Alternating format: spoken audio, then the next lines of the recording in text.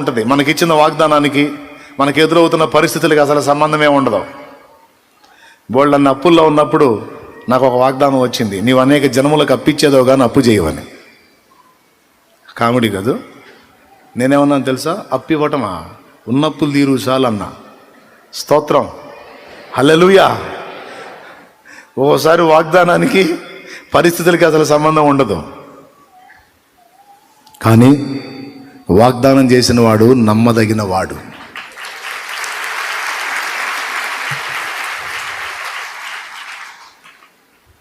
ఏమండి, దేవుణ్ణి ఎరిగిన వాళ్ళు బాగా వినండి. దేవుణ్ణి పర్సనల్గా తెలుసుకున్న వాళ్ళు, కలుసుకున్న వాళ్ళు, కాస్త కూస్తో దేవుణ్ణి ఎరిగిన వాళ్ళు దేవుడు ఏ మాట చెప్పాడో దాన్నే నమ్ముతారు కానీ తమ కళ్ళ ముందు జరుగుతున్న పరిస్థితులను అస్సలు లక్ష్య పెట్టరు. చెవులు గలవాడు ఆత్మస్వరము వినుగాక. అది